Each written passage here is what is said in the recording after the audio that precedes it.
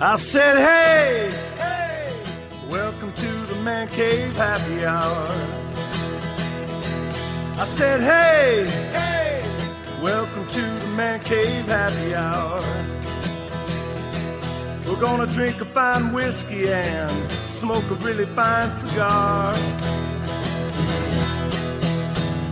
It is time for happy hour. It is the Man Cave Happy Hour. Whiskey, cigars, spirits, the stories that go along with it. I'm Jamie Flanagan. Hey, Jamie, nice to see you again. It's been about 24 hours. Not even, yeah. Not even? Yeah. I'm August Gitschlag. Matt Fox is still on vacation. Yes. With the hired help that he brings and claims as his partner. Oh, good Lord. Come on. The joke is just too good now. Just keep going with it. It's good. Hopefully she's getting an hourly rate and she's going to make some good money by being the partner on this vacation. So... But Holly, I know I love you. You're a sweetheart. So. Yeah, it's the middle of July. People listen whenever the show pops up in their feeds, right? Months from now. But we're doing this in the middle of July, and so of course all the Halloween decorations are out. Oh man, you're right. I saw them too. So let's talk about horror movies. Was it Costco or Costco and Sam's and Home Depot? All have the big skeletons out already. Oh. That's fine. I don't mind spooky season. Whatever. Those big skeletons, people leave them on their lawns year round. They put Christmas gear on them. They put Lions clothes on them. They put Red Wings gear on them. They put Scooble jerseys on them. Where am I gonna store this thing? Oh, leave it out. I don't know. I get nothing where to put those big bones. They dress up as cement geese. Might as well dress up. I know, right? 20-foot skeleton. Cement goosers. Yeah, goosers. Yeah. Okay. But I alluded to movie time.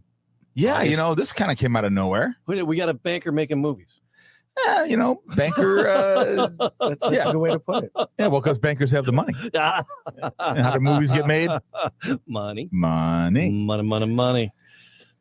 So, yeah, I've known this guy for 30 years, and I just found out yesterday that he made a movie. Yeah, so let's welcome. That was on the down low. My old buddy Feras Shamami. Feras, welcome. Thank you so much for having me. Yes, welcome back. Yeah, I'm going to be stealing that whole Halloween being sold in July as part of the promotion for the movie. So that's why we're putting the movie out in July. That's perfect. You got to roll it out early. So it hits Blu-ray by Halloween? Yeah, Blu-ray. Exactly. DVDs, you'll be able to pick them up on Halloween. That's perfect. So what the fuck, Feras? Yeah. That's a good way to put it. Because I actually don't even know. This didn't happen yesterday. No, it took years in the making, but it was one of those projects where once you get in too deep, you can't get out of. Yeah. You're in for a penny, you're in for a pound. That's exactly it. It's relationships, that's how it is. Yeah. So it started out with helping the production team and partners that I've been talking to for 4 or 5 years, ended up being me at the helm, being an executive producer on this project. Wow. But it's been awesome. So who approached you and when? You can protect the name. You can change the name to protect the innocent. But like when? How long ago did someone come to you and say, "Hey, I think I got something here"? And you're a banker. You don't throw good money at bad. You're not gonna fuck around just for a vanity project. I take risks, though. I think if people know me as a banker, they'll know that You've never taken a risk in your goddamn life. I've known you for 30 years. I think you stop at yield signs for us, okay? You stop at yield signs. Yeah, this is a really good question. I would say that I started to work with creatives when I left one of the larger banks and went to a community bank and was kind of getting burnt out. And what I realized is that I've always had this creative gene, and I needed to explore it further, and it started to... Well, you're a musician. You've been playing music since the day since I've known you. You've been in bands. I've always known... It's interesting because I wouldn't advertise that I'm a musician, but clients would see me, playing at Dick O'Dow's or the Gaelic League, and it would usually cause them to take pause and be like, why is my banker playing music? And that kind of put me in those circles where you would meet creatives, you would meet musicians, artists, filmmakers, and they would be more willing to talk about their projects on a financial level because usually they get ruled out or they don't get taken seriously. And I'll tell you, a lot of creatives, the reason that they are successful, and a lot of them are called the gig worker, but a lot of them are successful is because they have an entrepreneurial spirit from the get-go. Yeah. And I really attached to that and decided, okay, let me target some of my more independent business to working with creatives, and that's how I met a lot of filmmakers, producers, and those talents. All right, so a few years back, I remember you dabbling in like documentary filmmaking. Yeah, and some of the the historical stuff and ethnicity stuff, exploring that. I remember you doing with that. And I was like, oh, that makes sense. That's his thing. So did you seek this out, or did this find you? No, so I decided when I ended up leaving traditional banking and being more of a consultant to work with creatives. And I basically said, okay, there are financing needs, there are banking, treasury related needs. And so I targeted working with a lot of creatives when I left the more traditional banking world. And that's when I ended up meeting production companies, producers, filmmakers. And this was back in like 2018. And we were looking at how can we bring the world of film finance to more traditional investors, traditional business people. And we started to realize that most families of wealth, family offices, they usually have an entertainment component to them. They'll either own part of a sports team, as you know, casino, but a lot of them will silently be involved in film. And there was also something going on back then. You started to see the rise of streaming, the benefits of cheaper technology. You didn't need traditional distribution either. You didn't need traditional distribution. Yeah. And back then, the streamers were buying a lot of these films. And I mean, I got to tell you, it didn't feel good because they were killing movie theaters. Well, that's okay. Here's what the average person doesn't always understand. Like, not every movie came from Warner Brothers. People independently make a movie, they independently finance it, then they sell it to these big companies, and then they distribute it and do the marketing, and you make your money that way. So you produce your own product and then sell it. But it can come the other way around. New Line can greenlight a script and make that movie with their own financing, but other people's financing as well. You got to own. So this is a purely independent project. This is completely. We should probably say what it is too, huh? It's Haunted Heist. We haven't done that yet. Oh my God! We haven't. We haven't said the name of the movie, lead, right? The Haunted Heist. Haunted Heist in theaters nationwide, July 24th, this Friday. Go out and see it. Support independent film. Completely filmed in Detroit, and it's a great team, cast and crew. Tiffany Haddish, Rel Howery's directorial debut, King Batch, and Carlos Miller, Brett Gelman. Well-known Black comedian circles. Like, these people are known. I want to make it clear, when the project was brought to me, it was impressive. In what year? How long ago? This was brought to me probably we were working on it about 3 or 4 years ago now. It's post-COVID, and we were looking at this project and saying, hey, this is low budget, but it can have some legs. This can go theatrical. And we were looking and saying, it's not a streamer. It's edgy. It's going to offend people, but horror is the cheap winner in movie making. It really is. Yeah, so it's been proven that it's the margins are there on horror. But this is, and I love the way that Rel puts it in interviews. We're bullying horror. We're making fun of evil, and the way that a lot of horror films, you don't get scared, you laugh at them. Mm-hmm. And then you're adding the comedy component with stand-up comedians who have refined their art, their craft. They have timing. They have delivery. Exactly. They have delivery, and they're out touring. They're seeing audiences, and they're constantly tweaking and improving their craft, which is different than what you get sometimes from comedic actors who've never been on the road doing 6 nights a week. And I mean, again, when the project was brought to me, it was so impressive to see this level of talent, and they're all Rel's friends. So Rel, we've worked with them in the past, The Mill and the production team, Sean King O'Grady, Death Ground. Who's this we shit? Oh yeah, who's we? It's no, this is not just me. Okay, so Sean. You realize you just told me about this yesterday? Yeah, I've been making a movie for 5 years. Oh, right. Yeah. So going back to this, let's go backwards a little bit. Yeah. When I started looking at film as a pitch to investors, in their bucket of wealth. So again, you go back to the ultra wealthy, and you look at a lot of these families, and they always have diversified. Wall Street Journal did a story about this, like brain surgeons who invest in movies, and they're becoming movie producers, and they're people with money that's not, they don't want stagnant in other places. Yeah, August. I mean, here's the reason. When you look at it's it's an annuity in a way because of the fact that you could end up investing in a movie, and as long as you've owned it outright, it can pay based off of the success of one actor. You know, everybody got started in some small budget film where their name was nothing, but where you're not looking, I mean, you can kind of equate it to location, right?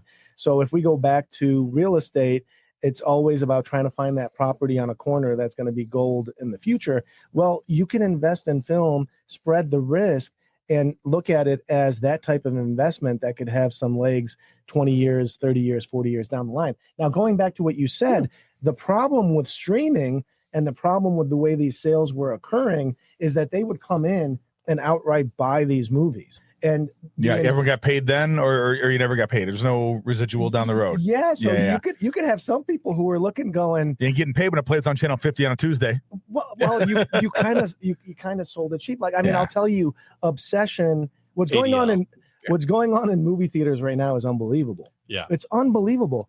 And people want to go back to movie theaters. They want to be able to watch independent film. And Hollywood doesn't know anymore what people want to watch. So independent filmmakers are taking sure they do. That's why they advantage redo the same movie over and over again. Exactly. It's getting old.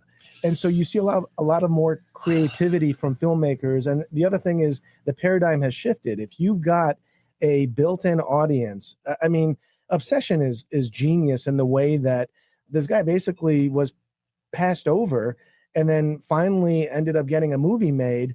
And this movie hits so many societal points and has gone completely blockbuster status. And this movie was made for under $1 million. So it shows that it's possible.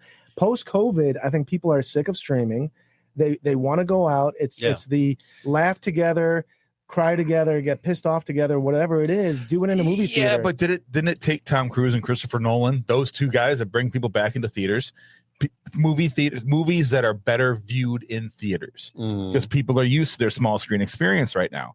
So like it takes the Odyssey to get people's butts back in theaters, maybe to remind them that they can go to the theaters. You know, I went back right away to see Top Gun Maverick. You're 100% I went right back in. But you know what it does? It creates a level of engagement and loyalty to quote unquote theaters, which is weird to say it that way. But people end up looking and saying, you know what? What's showing at the movie theater next weekend? And they're more willing to make it part of their routine. Yeah. And they want to be able to say, hey, I'll go check this out at a movie theater. I'll call up my friends. Haunted Heist is literally that movie where you call up your friends from grade school, high school, and you end up saying, hey, let's get the crew back together. Let's just go get silly, have fun, and laugh. That's really what it is. I like it. All right. So you said it was all done in Detroit. It was all filmed in Detroit, the Berry Gordy Mansion, Masonic Temple. See, I was, because in the trailer, I'm like, I know that room. Where is, I've been in that room. I know this room. And Jamie, you've been in the mansion. It was the Masonic Temple. Oh, the Masonic Temple, and I'm like, I know this space. What's going on here? Yeah. Yeah. And I was like, I couldn't put my finger on it. I was like, yeah. And, so Sean O'Grady has done films in New Jersey. I've known him for probably about 6-7 years. We were looking at doing this movie together, but more so bringing in bigger money. And I think a lot of this is so foreign to most people. And I connected with Sean in a way where I looked at the math. I looked at the strength of the cast. I believed in, so Rel is really the driver behind this movie. He brought these talents together. They're all his friends. He made phone calls and said, Tiff. And he didn't like put on makeup or a dress or nothing and play 7 characters. You know, you gotta give credit. Okay, come on. Yeah, I'm saying, but that's done. It started with Eddie Murphy. Yeah, you know, playing 7 characters in a movie in Arsenio Hall. So now that was the thing. So now credit to all. No, it's great. It's great. You're a banker, and before we started, you were talking, and now you're talking. You sound like a movie producer. You're like you really become enmeshed into the. I've always wanted to tell a story. Yeah. Okay. I've always been interested in stories as Jamie in the world of Irish folk music. Yeah. It's really the only way that you advance Irish a culture folk music. You gotta bring the Irish folk music into it, don't you? I do. because- You never talk about Scotch. It's always Irish. we'll make you drink scotch. But I get excited about it because when you look at the songs, Yeah. they're all telling a story. And I got exposed to that at a young age and I fell in love with it. And so storytelling through music was always a part of me. And that started to translate more so into I've always loved film, but it was just here. I'm never going to be able to make a movie. And that changed when I met. Did. Well, it changed when your circle opened up. Your circle opened up. And I mean, I'll get in trouble for saying this. I love reading scripts. Oh, so wow. anytime I get a script and I'll like read a script in one sitting and really enjoy it. And when I read the script, I was laughing and at the same time shaking my head at some of the it's edgy. It's edgy. Oh, you can't say that. Well, good. I got a script for you. We'll talk about that. So the edginess is what also drew me to the film because I'm tired of this attitude where people are overly sensitive. I'm an immigrant, right? And it's like if I was going to be sensitive at a young age of what everybody said, I would probably not be here right now. Yeah. And I really want people to understand that you could laugh together and you could have thick skin, and it doesn't mean that someone by making a off-color joke. Remember, it's a joke. This is a comedy. Yeah, good luck with that these days. It's sad. I'm in. It's sad. I'm in for the offensiveness. Yeah. I'm in for the edge. I'm right up to the edge. I'm not. She gets mad every time I say finger bang on the podcast. I am far enough removed from. I don't have to behave myself anymore. No, with you're no longer a job. teacher of youth. I'm not a government. You're no longer. employee You no anymore. longer. No one looks up to you anymore. No, you're not a role model. They don't. You can go right into Charles Barkley mode now that you're retired. I'm not a role model. I look at this and I feel like we should have made it even edgier and offended more people. So there'll be a 2 on the way. It's nothing like a good protest to promote your movie. Yeah, you can let Scary Movie 17 do that. Let them do all the super offensive stuff. Nothing like a good protest to get some good press for your movie. Yeah, once the nuns are out there with signs. Protest, right? Once the nuns are out there with signs, everyone's going to see your Jesus epic. They're all going. Yeah. So that's funny. August is complaining. He's like, "How have you been doing this?" And I just found out about it yesterday. I'm slightly upset. But you've been into this for 3-4 years. Yeah, and this project in particular. You said that your family only just found out about it. What? How have you been sworn to secrecy? Is it just kind of why? Yeah, why did my life is so stressful? Yeah, that when I ended up looking at when do I introduce this to the family? Right. I felt like the level of stress that would be added. And remember, I go back to my banker days. How's that movie doing? Exactly. Well, it's like a construction project. Yeah. Right. So is it done yet? When can we go? Exactly. I don't know when they turn Jewish, but okay. Yeah, I know. Yeah. Exactly. I only got a couple voices. Usually I can speak Arabic. But, Our co-host Jackie Mason. That's pretty much it. That's pretty much it.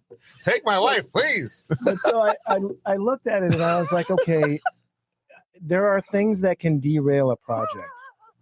Like bad accents. Like Jewish jokes during your interview. Maybe we'll get protested. Oh, she doesn't want to be on camera. Gotta hide this. So Thank you, beautiful. So what was really interesting is I was looking at, when is this really going to be? Mm-hmm. And you also have to think about it as all the different things that derail. There are so many unknowns that can come in last minute and completely derail the project. Yeah. Dude, I dabbled in this years ago. Remember that when I was dabbling with going to Chicago and back and Iowa and back, and it was like if things were a go and they had artists sign and I was the government consultant. I was in charge of getting the roads closed and doing all that kind of stuff. And then one day it's like, oh no, one actor was a bad actor, not like actual like talent actor. One person involved in the production was full of shit, and it derailed everything that I spent 3 or 4 months, 5 months driving to Iowa and back and forth about. Well, so I remember again, that. I go back to that construction analogy. Usually, when you end up finishing a major development, you go to the city and you get your C of O and you open, and there might be a couple months. In movie making, we wrapped, I think, in April or May of last year, and this movie's not coming out until this. I noticed it was weekend. dated 2025. Exactly. So we premiered it. So we went. The reason 2025. Film is we festivals? we went to a film Yeah. festival. The moment you go to a film festival, that's where it's tagged as being released. Dated, timestamp, But, boom. Yeah, but at the same time, we premiered it at Fantastic Fest, Mhm. and that's more of a horror festival. And we were very happy to be there, very thankful.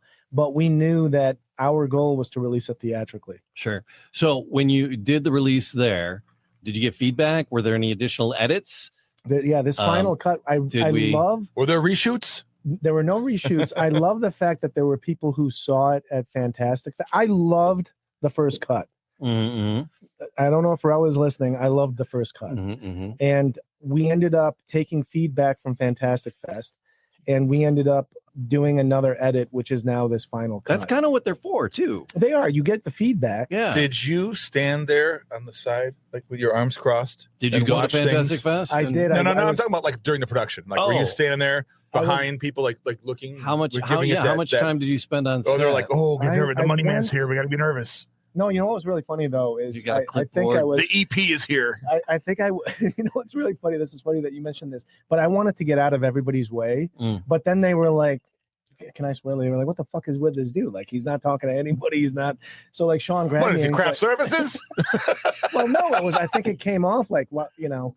So Sean grabbed me and was introducing me to a lot of the people on set, and you know, the ice got broken, and you just become part of the family. This group, the chemistry between the crew, Detroit crew, Mhm.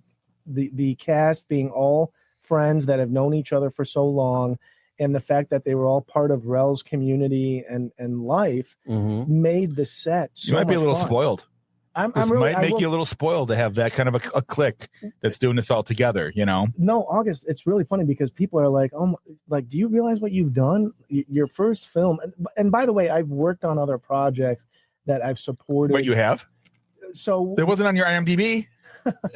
well, no, I've always supported film in some level or another, but to have something that is being released theatrically is and to have this type of, it's independent, but the amount of marketing that this cast is doing between, I mean, everybody Yeah. is really pumped up about it. Who does your distribution for this?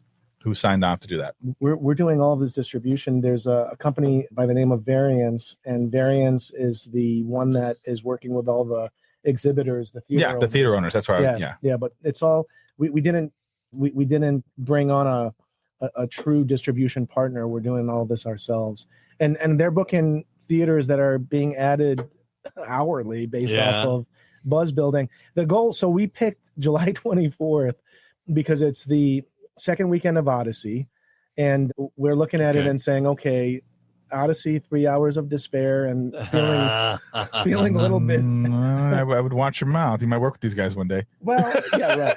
Well, no, but like, what is a good weekend to just offer something different that's lighter, Yeah. that's fun, prepares you for Halloween a little. Well, that was early. the Halloween is the obvious. Like you get inundated with the super scary, creepy, like type movies in October. This is not that. Yeah, well, This no, is- I yeah. noticed that. Grandma taking it. I saw it. No, Grandma. Tara, Tara is awesome. Yeah, she's a lot of fun. And what's funny is I think some people do a double take when she's not in that makeup and hair, but it's a lot of fun. So 4 estranged friends get together in an Airbnb to rob the place of this ancient relic that's worth $20 million, only to find out that the mansion is haunted by racist ghosts. By racist ghosts. Yes. Yes. How many play. white extras were killed in the making of this movie? I got to be so careful because now you have me drinking, and I just got to tell you. I want an honest interview out of you, Feras. I've known you too long. You're going to put up all the walls. So Brett, You told me I'll come on, but I got to put up the walls. We can't be us. I can't be your friend tonight. no, Brett and Ari. So Ari is Brett's wife, and so they play a couple in the movie. They're the ghosts, but they're truly husband wife. And I think Are they local? they're out of L.A. LA. Okay. Yep, and I think so. Brett is known for Stranger Things, coming off of the last season of Stranger Things.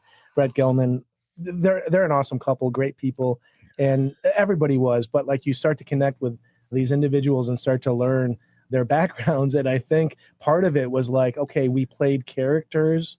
What came out of our mouths are not how we feel, and so it's really funny to see the dynamic of them watching the movie now that it's finished. Yeah. And like realizing we're sitting in a theater and we were just spinning out racial slurs on film. Yeah. But yeah, and they get it back too. So Sure. it's kind of goes back and forth. Sure. This sounds like it sounds like a funny riot. And from the trailer, I'm like, okay, I want to see this. So Jamie, I will be the one to throw a twist in this, and I think part of it is maybe my introspective personality sometimes, but I think there are some deep themes. Oh boy. Like just the aspect of friends coming back together. Okay. Right. There's the level of forgiveness, redemption, and then persevering over everything that you've gone through as a group together to defeat evil. So while robbing people. I like a good heist movie, man. Lock, Stock, and Two Smoking Everyone Barrels. likes a good heist movie. Everyone likes a heist movie. Come on. Well, let's talk about this. A good Scotch movie. The soundtrack.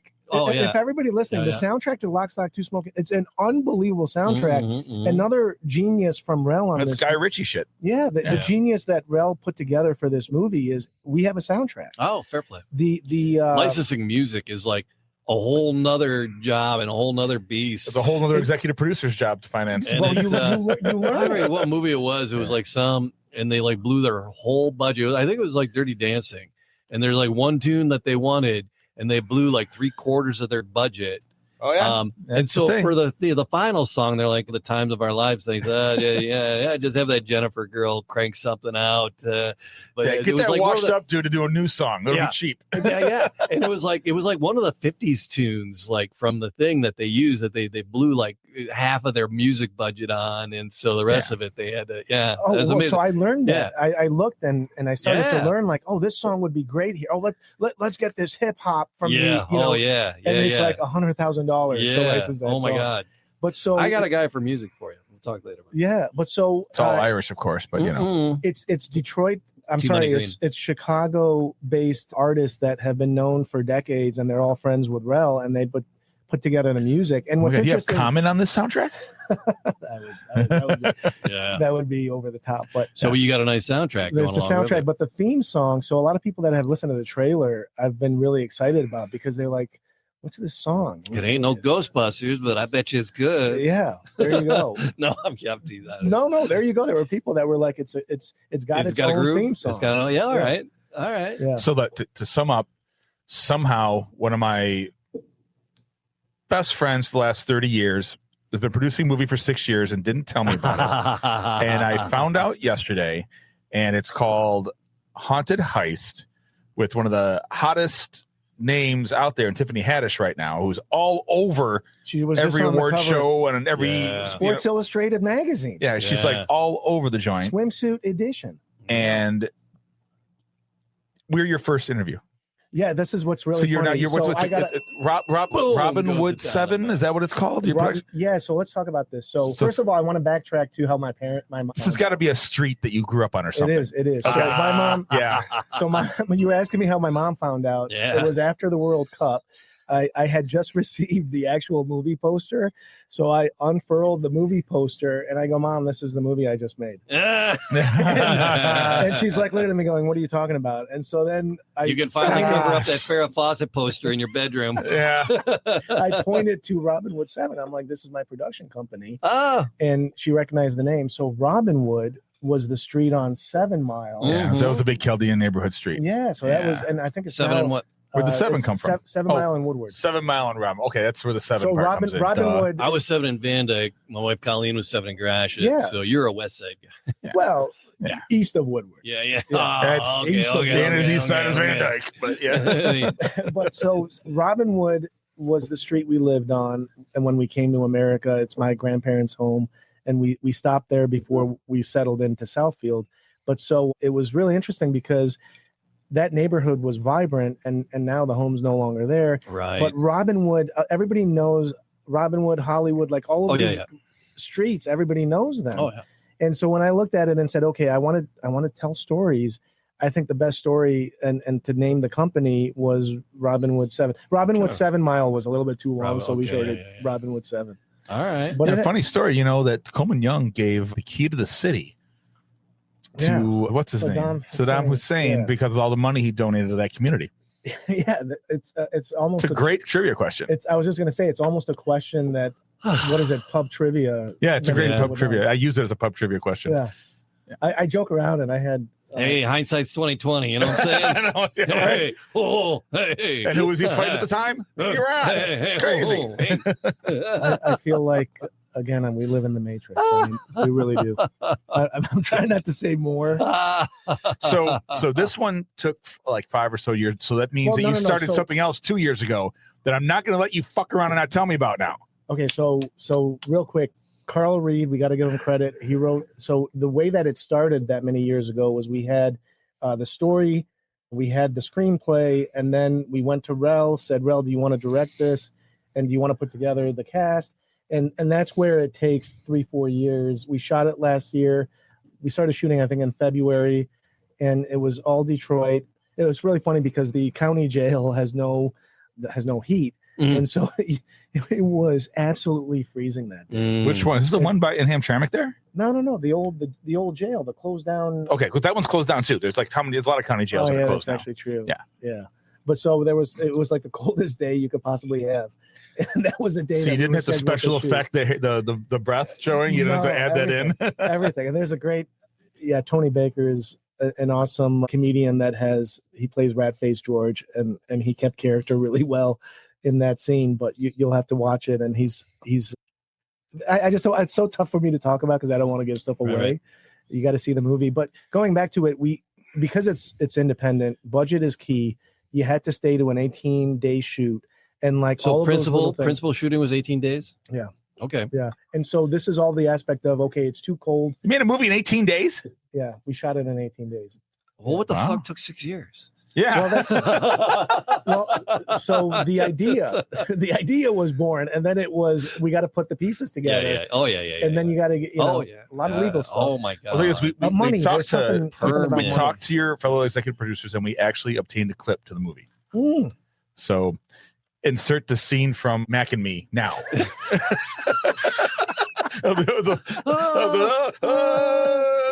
wheelchair goes off the cliff and little Jimmy dies. Yeah. That's a Paul Rudd shtick on Conan, but anyway. We're working on another project that is co-produced with Ron Perlman. Oh. Sons of Anarchy. Yeah, Hellboy. we know Ron. Yeah. Hellboy. So, yep, that one just wrapped in the best LA. Hellboy. And Kodak Super XX. And it's more of a psychological thriller. And Kelly Marie Tran is the lead in that, and we're excited about it. But yeah, that'll be like a festival darling, we hope, and that'll be out next year. Oh wow. And then we also have a podcast that Sean has done an awesome job hosting, and it's talking about the dangers of AI. Well, I don't want to say dangers, exploring AI and the pitfalls of AI. There's going to be movies with entire AI generated soundtracks. It's called at the least. It's called Suspicious Minds, and that's another project that I work with Sean. So Sean O'Grady and I have become really close business partners. We're good friends, and he's Where's he out of? He's out of here. He's out of Detroit. Okay, fair play. Yep. And Suspicious Minds is out on all the Spotify, Apple, the YouTube, and that is focused on the different revelations of AI. Maybe that's the best way to put it. Okay. Yeah. And it's a podcast, but it has the component of video, so it's plays like an actual TV show. Yep, you'll find that out there. Okay. So you're saying it's like better than us? No. That you're trying to say? No, it's just more of a not to say scripted, but it's first he hides it from me for 6 years and says he's got a better podcast than mine. I'm not saying that at all. Wow. This is more free flow. His podcast is like a TV show. I understand. They do research and planning, and I have a script, maybe an outline. Maybe an outline. Maybe. You know how hard I've tried to get a fucking outline on this show for us. No. Wow. Okay, so when we come in, we're going to start with this, and this, and then if he went to the pub before the show, it's all fucked. Oh yeah. If I was at the Irish show, forget about it. Oh yeah, it's screwed. Everything's gone. Oh yeah. I was really worried about today. I didn't make it there today. But yeah. So all right. So can we gauche and talk about money? Yeah. What y'all spend on this? Oh, I'm not going to talk about that. All right, fair play. Come on. All right. It's a low budget. It's a low budget film. Budgets. But low budget. I mean, any film. I need everybody to call. This is what the 4 appeal. times. I need you to see it 2-3 times. In the first 2 weeks. Well, so this is the deal. because it's independent and next weekend is Spider-Man, we need a really strong showing first weekend. So, I mean, if you need to go under the mattresses and buy out the theater, we'd love you for it. All right, fair play. So we're all major cities. All major cities. What is it? Is it, different chains, different? I got to give a shout out because he helped us so much. Paul Glantz with Paul Glantz. I love Paul Glantz. We've had him on the show. Yep. So he's a they great serve supporter. booze in their theaters. He's a good Michigan guy. Yeah, we love great theaters. So we're in the Imagine. Yay! But I want to remember also, AMC, Regal. We're in all of those big names nationwide. Yep. 3 showings a night, I believe, and it'll carry over into next week if we get good numbers. Our goal is to surprise Hollywood. You've got the box office mojo that shows. You want to Blair Witch them. Sure. We would love if this shows up in the top 10 and people go, where did this come out of? What's going on? There's been really good buzz building online. Okay. A lot of people have seen the marketing that we've been doing, and we've been very focused in our cast going to really the cities that they've been a part of and have such a strong following. Relis from Chicago, Carlos from New Orleans, Batch and Tiffany in LA. So we've got really good markets covered. New York, they were just doing shows in New York City. And yeah, we're very excited about it. So at what hour and minute or minute point are we going to see you in the background of this movie? There are some little Easter eggs that I don't even think they realized are so specific to me. But you'd have to watch it more than once. You sneak in a U of D pennant somewhere? That would be really. UD Mercy. UD Mercy. Yeah, well, that wasn't UD Mercy when you were there, so it'd just be UD. It was UD Mercy when I was did there. It switch? Yeah, it was like. I didn't think you guys merged back then when we were drinking in your frat house. No, sorry, fraternity organization. I would call my country a cunt. Fraternity. Oh my goodness. Wow. Okay, you went there. All right. Now my mom can't listen. Your mom's gonna listen anyway. Your mom loves me. Oh my goodness, she does love it. He loves his walk. You know what we got to talk about with August is his walk. So I don't get this. She goes, this is a Feras thing. We got to talk about this. So August, no, we don't. But we can. God rest his soul. My dad, they would fight in the office. My dad hired August. My first job out of college. Like literally, I got home. I'm like, I don't know what to do. You got to do this. How did my dad say? God rest his soul. August. Exactly. August. Here is $20. Get your sister ice cream. Aww. That was my shit. Every Friday. My mom works at the office, and when I don't know what kind of walk you were doing, but she'd be like, August, he has such a beautiful walk. But it was so funny. One day, I don't know why, I started working with the congressman, and after I left your family firm, that? I was not cut out to be a bookkeeper. I was not good with that. But anyway, it was a wonderful favor, and I'm forever grateful to you and your family. It was a wonderful time in my life. It was just great. We literally would meet up at your house before and after work, and it was just a whole thing. We all carpooled together. It was crazy. There's so many stories I could tell. I could mention his name. His nickname is Girl Scout, but he worked for my dad as well. And Girl Scout would yell at my dad. My dad would yell back, but it was like I'm like, I don't think this is normal office environment for you guys to be yelling at each other. The Outcast really became Outcast when, for some reason, when I left and gone to work for David Bonnie, the congressman, and your dad called me to check on me, and for some reason I had it on speakerphone. And I shared. We were the youngest guys on staff. There's another guy over there. There's my buddy Joel Pepper, now lives in Frankfurt, Germany, and he's like, "Outcast, how are you?" And I'm like, "Good." And then Joel's like, "Outcast." And so he never not called me. Joel, sitting across from me. Wow. Anytime he wanted me, he goes, Outcast.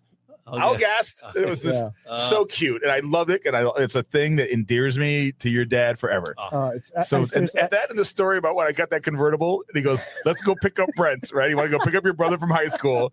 And I took the top down, and his comb over went straight up. He goes, you can't say that about my dad. That was not a comb over. He goes, he goes, I do not like it. I don't. He put the top up. And we put the top up at the next intersection. No, God rest his soul. It was so fun. Honestly, such a lovely man. The aspect of film being an escape and everything I've gone through, losing my dad was so difficult for me. And at the same time that this project came around, you start to realize how you heal and you grieve based off of what you put yourself into. And this was a project that helped me through a lot of pain. Well, I hope You wouldn't expect it with a comedy horror. But, I just saw the success in the world, man. I just really hope you give that little Hollywood surprise. Yeah. And, Oh yeah. So why did you hold it under wraps if you need to promote something? Did you not know when it was going to release until recently? That's what I was. No, we were. That's the part I didn't get out of you yet. I was so under pressure, under a lot of stress, and it was like, okay, if I add the expectation, and everybody, When did you know the release date? So I know exactly how mad to be at you. We knew the release date about 7 or 8 weeks ago. all right, that's not Okay.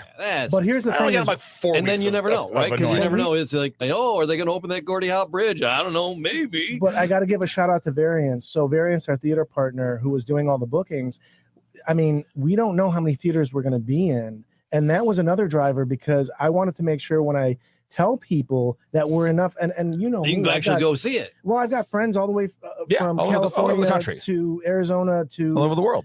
DC. Yeah. Well, we're not playing globally, but I mean, Yeah. you know, our people run deep for us. exactly. They And do. so I didn't want to end up amping and building expectation and then falling short. Yeah. I think this is a part of my personality is I'm humble, but I also want to be able to make people.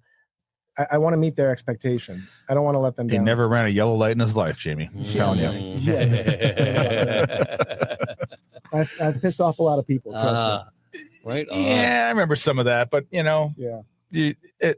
You're doing just fine. Here's what I'm I excited think you're doing about. just fine for having pissed off some people. What I'm excited about is if this does hopefully well to put me in that trajectory, I go back to that storytelling. Mhm, I've already thought about the ideas between Odd Enough, the Irish band, and doing a story about the Irish music scene and some of the drama related to that, going back to growing up, the immigrant story, right? Yeah. I think there's a lot of stories that I would love to tell, and I'm hoping that this puts me in that trajectory. So you've already developed the first Chaldean Avenger, right? You've already written that character, or it's going to be an X-Man. No, it's going to be a camel man. Well, then it's X-Men then. Stop All right. it with the camel So- man.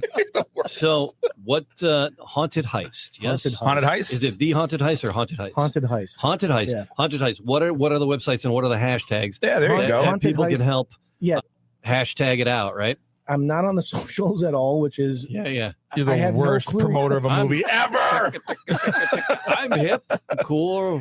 so I don't think we're on the Facebook. So just to give people a heads up, but we have hauntedheistmovie.com. All right. You could search theaters, you could see the trailer, and then we've got an Instagram, which I believe the Instagram handle would be Haunted Heist Movie. You think? I'd hope. So hopefully everything PR I'm people saying. are shitting themselves right now. Our fact checkers are working We're gonna diligently in get the our fact background checkers right gonna now. Haunted Our Heist. fact checkers are on it for And us. Don't worry. while she does that, and we'll get the right ones if you can. Thank you so much. Yeah. And then It'll be in the show but notes. Our website is just themancave.happyhour.com, and our sponsors are lovely, lovely sponsors. Wearingfunny.com. It is a great place to get some relatively funny. There's a very cool East Side Detroit. Even though you're over all the way at Woodward, you can wear the East Side Detroit shirt. And there's some fun, like vintage bars. And then there's also where you can get your My Irish Radio T-shirts. Where's my Scottish radio T-shirt? Flying to get gas. So it's really funny because when I ended up There's Haunted Heist Movie. HauntedHeistMovie.com. Yeah. All right. Thank you And to then our just lovely Haunted Heist fact Movie, checker. just hashtag Haunted Heist Movie. Yeah. Just start that trend and shared it because that 1,000 hashtag times will work over. everywhere. That works across all of them. You So guys teach me what is the way that is it tagging or sharing? Or is Yes, it both? it's both. Yeah. You need a yeah. course Tag just your to it. bring you back to. You're about 20 years behind on this shit. Yeah, and I'm cool. I'm hip. so the other thing, a little tidbit is that Dutch Girl Donuts was at the Patty. So they were. Great guy. So I Dutch Girl Donuts is really attached to my childhood on 7 Mile, and I wore a Dutch Girl because they're back open. Fair play. And Yeah. So I wore a Dutch Girl Donuts. So if people are lovers of Dutch Girl Donuts, I grew up right So around you the are street. in the movie. You're No, wearing not a in the Dutch movie. Girl donut shirt. No. Is I'm this just like saying when- I promoted it that way. When Tarantino was wearing an Orby shirt in Pulp Fiction, is it gonna be that kind of cultish now? No. No, nothing like That'd that. be- Damn it! that'd Thought we be had good. something I just cool. wore it on set one day. They took a picture, and I was like, Dutch Girl Donuts. Ah. Well, I want to be Ah. like the haunted waiter in the next one. Ooh. Perfect. I'm going to try to cast everybody as extras. And Haunted Heist 2. Haunted Heist 2, the movie We ends. got out of jail and didn't die. So the movie ends. Well, half of them Oh, are tell us the already movie dead. ending. No. You I'm can't just kill saying people a because they're sequel. already dead. They That's can come right. back. Yeah, ghosts the are- movie ends where there needs to be a sequel. So All right, fair okay. play. everybody go out, see it, so that we can cast everybody in a sequel. So in honor of Yeah. all of your Irish roots, with you playing an Irish band and Irish radio, I got out the good red breast to toast to for us success. Thank you so much. Congratulations, buddy. Thank you. Proud of you. This is going to be a cool thing, Thank you.